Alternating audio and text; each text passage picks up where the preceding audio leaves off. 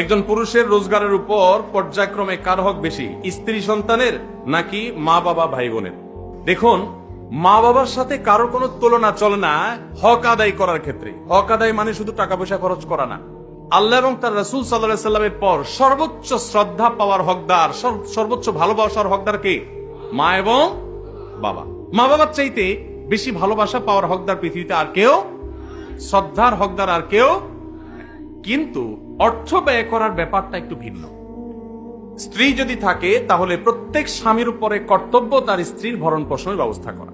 মা বাবার যদি টাকা পয়সার অভাব না থাকে, নিজেদের যা আছে সেটা তারা যদি চলতে পারেন, তাহলে শরীয়ত সন্তানের উপরে সন্তানের বাবা মার ভরণ পোষণ দেওয়াটাকে ফরজ করেনি। কথা কি বুঝতে পারছেন?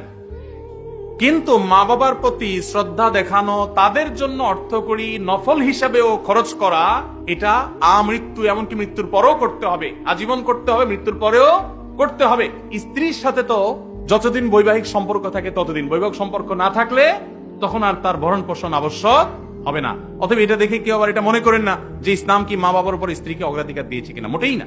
কিন্তু খরচের যদি ব্যাপার হয়, স্ত্রী অন্যের ঘর থেকে এসছে আপনার ঘরে, অতএব তার সম্পূর্ণ দায় দায়িত্ব আপনার, আপনি তার ভরণ পোষণের ব্যবস্থা করে দিবেন।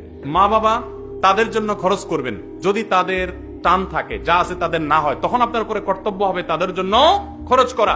আপনি 10,000 টাকা ইনকাম করেছেন, মা বাবার কোনো ইনকাম সোর্স নাই, আপনি না দিলে তারা আর খেতে পাবে না, অন্য কোনো সন্তান নাই বা তারা দেয় না, তখন আপনি স্ত্রীর জন্য যদি 5,000 খরচ করেন, মা বাবার জন্য আপনাকে 5,000 খরচ করতে, 5,000ই খরচ করতে এমন কোনো কথা নেই, তাদের ভরণ পোষণের ব্যবস্থা করতে হবে। কথা কি বুঝতে পারছেন? তাহলে তাদের না থাকলে তখন আবশ্যক হবে, আর স্ত্রীর থাকুক আর না থাকুক সর্ব